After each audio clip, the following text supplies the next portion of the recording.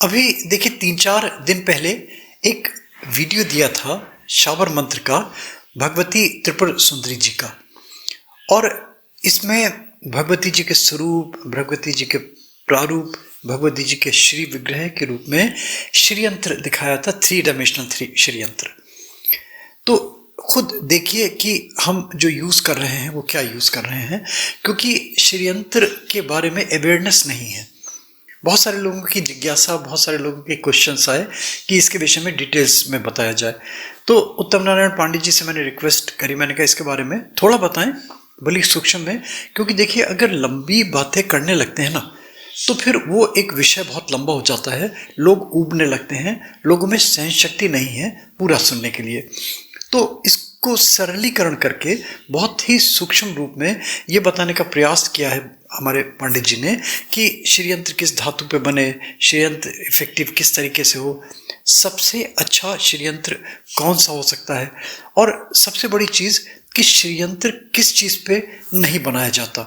इस टाइप की छोटी छोटी चीज़ें लेके चले हैं। और मैं समझता हूँ कि अगर ये सुन लेंगे थोड़ा सा भी तो कम से कम एक टेम्पटेशन होगा आगे बढ़ने के लिए। श्रीयंत्र ले रहे हैं, उसको चैतन्य कर रहे हैं, तो चैतन्य करने के कितने दिनों तक ये प्रभावी हो सकता है ना। ऐसा नहीं कि आपने श्रीयंत्र ले लिया और वो सारे जीवन भर के लिए हो गया। तो ये छोटी छोटी सी बातें अच्छी लगेंगी आपको। और साथ साथ ये 3 डायमेंशनल श्रीयंत्र भी मैं आपको दिखाता जा रहा हूँ। आप देखिए कि ये श्रीयंत्र और जो हम ले रहे हैं वो वाला श्रीयंत्र कितना डिफरेंस लगता है। कहीं किसी की बुराई नहीं, किसी की आलोचना नहीं, एक से एक अच्छे हैं, एक से एक अच्छे हैं। मगर इस पे भी नज़र डालिए, ये देखिए कैसा लगता है। देखिए हमारे उत्तम नारायण पांडे जी क्या कहते हैं। और भगवती जी के शाबर मंत्र में अगर इंटरेस्टेड है देखने में, और भी बहुत सारे इसलिए श्रृंखला बना दिए, प्लेलिस्ट भी बना दी है शाबर मंत्र की।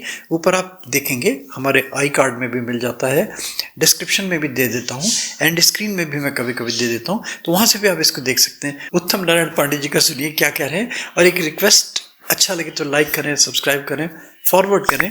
एक छोटा सा जो नोटिफिकेशन बेल आता है ना, नीचे क्या आता है बिल्कुल आप देखेंगे, तो इसमें क्लिक कर देते हैं तो फिर आपको रेगुलर हमारे अपडेट्स मिलने लगेंगे सबसे पहले। श्री सीताराम।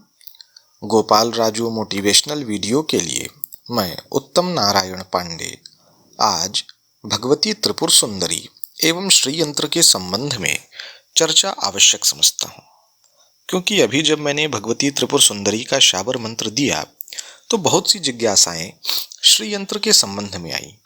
तो आप सबकी जिज्ञासा का सम्मान करते हुए आज का वीडियो दे रहा हूँ।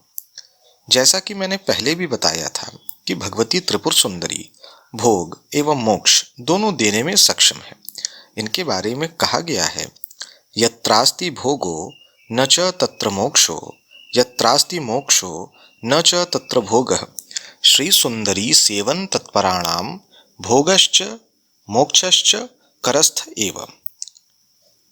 यानी यह ऐसी शक्ति है जो वैभव के चरम सीमा के साथ साथ मुक्ति भी सहज दे सकने में समर्थ है। और इन्हीं की पूजा का सबसे सुगम पद्धति है श्रीयंत्र। बहुत सी विधाएं हैं, लेकिन श्रीयंत्र की तुलना किसी से नहीं है। श्रीयंत्र की महिमा से आप सभी अपरिचित नहीं होंगे। आप में से अनेक नित्य श्रीयंत्र का पूजन भी करते होंगे, परंतु इसके गूढ़ रहस्यों के बारे में परिचित कम ही होंगे। अतः कुछ चर्चा आवश्यक समझता हूं। पहली चर्चा इस संबंध में कि श्रीयंत्र किस धातु पर निर्मित होना चाहिए और उसकी अवधि कितनी होती है। आप यह न समझें कि एक बार आपने श्रीयंत्र प्राण प्रतिष्ठित कर लिया तो वो हमेशा हमेशा के लिए हो गया। कुछ धातुओं पर बना हुआ श्रीयंत्र की एक समय सीमा होती है, तो उसी की चर्चा मैं करता हूं। सोने से या स्फटिक से बना हुआ श्रीयंत्र आजीवन उपयोगी रहता है। यानी एक बार सोने धातु पर या स्फटिक से, स्फटिक शुद्ध हो, से बना हुआ श्रीयंत्र है तो वो एक बार अगर विधिवत प्राण प्रतिष्ठित हो गया तो वो आजीवन काम करता है। आजीवन क्या कहूँ, पीढ़ी दर पीढ़ी काम करता है। इसके बाद चांदी पर बना हुआ श्रीयंत्र 22 साल तक काम करता है। यानी जब से प्राण प्रतिष्ठा हुई उससे 22 वर्षों तक चांदी पर बना हुआ श्रीयंत्र काम करता है। और तांबे पर बना हुआ श्रीयंत्र 12 साल तक, तथा भोजपत्र पर लिखा गया श्रीयंत्र 6 साल तक काम करता है। तो ये तो एक इसकी सामान्य बात। अब श्रीयंत्र की चर्चा के संबंध में कुछ गूढ़ बातें। श्रीयंत्र तीन प्रकार से लिखा जाता है। इसका एक क्रम है संहार क्रम, दूसरा है स्थिति क्रम और तीसरा है सृष्टि क्रम। संहार क्रम में 4 त्रिकोण के मुख ऊपर की ओर और 5 त्रिकोण के मुख नीचे की ओर होते हैं, तथा सृष्टि क्रम में 5 त्रिकोण के मुख ऊपर की ओर तथा 4 त्रिकोण के मुख नीचे की ओर होते हैं। इसके साथ ही जो स्थिति क्रम है, इसमें जो मध्य का त्रिकोण है वो ऊर्ध्व आधार वाला होता है। इन बातों के अतिरिक्त कामना के अनुसार भी भिन्न भिन्न पदार्थों से भी श्रीयंत्र लिखे जाते हैं, जैसे शांति कर्म में चंदन से, स्तंभन में हल्दी से, मारण में अष्टविष से, तथा कुछ कामनाओं में विभिन्न विभिन्न जीवों के चमड़े पर भी लिखे जाते हैं, जिनकी चर्चा अभी अनावश्यक है। तथा इस प्रकार कामना के भेद से लेखनी भी भिन्न भिन्न होती है, जैसे शांति कर्म में सोना, चांदी या जाति वृक्ष की कलम, वशीकरण में दूर्वांकुर यानी जो दूब घास होती है उसका जो ऊपर वाला भाग होता है, नई नई दूर्वा। इस प्रकार बहुत सी गुण बातें हैं। इन बातों के अतिरिक्त श्री यंत्र के लिखने या उत्कीर्ण में के भी 3 प्रकार होते हैं। एक भूप्रस्तार, दूसरा अर्धमेरु प्रस्तार तथा तीसरा मेरु प्रस्तार। भूप्रस्तार में 2 प्रकार के श्रीयंत्र का निर्माण होता है। पहले में तो रेखाएं खुदी रहती हैं, जिन्हें पूजन के समय कुमकुम, सिंदूर या लाल चंदन से भरा जाता है, तथा दूसरा वह जिसमें रेखाएं उभरी हुई रहती हैं। तो इनमें से जो रेखाएं उभरी हुई होती हैं वह श्रीयंत्र अच्छा माना जाता है। अब दूसरा प्रकार, अब अर्धमेरु प्रस्तार में भी की चर्चा करते हैं। तो अर्धमेरु प्रस्तार में भी 2 प्रकार के श्रीयंत्र होते हैं।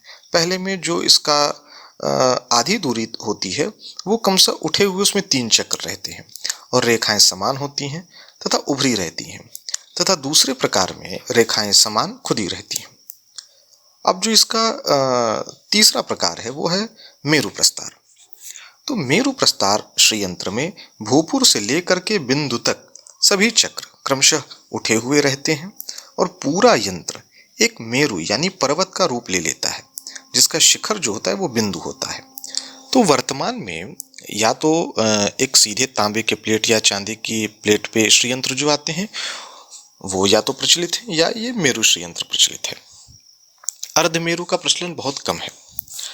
इनके अतिरिक्त जो है श्रीयंत्र त्रिलोह में और विभिन्न प्रकार के रत्नों पर भी बनता है। इसके अतिरिक्त एक बहुत ही महत्वपूर्ण बात आप सब श्रीयंत्र के संबंध में जान लें। ये तो चर्चाएं हुई कि किन किन चीजों पर बनता है। अब चर्चा मैं कर रहा हूं कि किन चीजों पर श्रीयंत्र नहीं बनता है, जबकि मैंने बहुत सारे लोगों को देखा है कि उन धातुओं पर या उन वस्तुओं पर श्रीयंत्र बनाकर वो पूजा करते हैं। तो आप अभी अगर ऐसा करते हैं तो आप सतर्क हो जाएं। तो बता दूं, रांगा पर, पीतल पर, कांसा पर, लकड़ी पर, कपड़े पर तथा दीवाल पर श्रीयंत्र नहीं बनाया जाता। इसका शास्त्रों में, तंत्र ग्रंथों में निषेध है। इन पर श्रीयंत्र अंकित नहीं होना चाहिए। इससे लाभ तो कुछ होते नहीं, नुकसान होने की संभावना हो जाती है।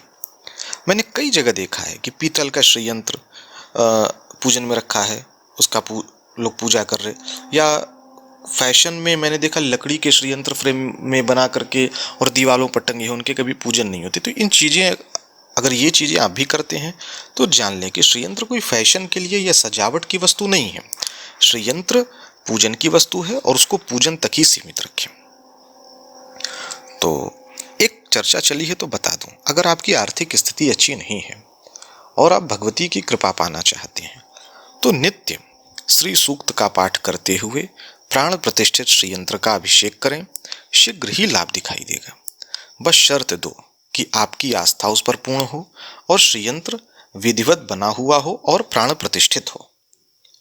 तो आशा करता हूं कि श्रीयंत्र के संबंध में मैंने कुछ यथामति चर्चा की है। फिर भी यदि आपकी कोई जिज्ञासा रह गई हो तो आप निसंकोच पूछ सकते हैं। सीताराम।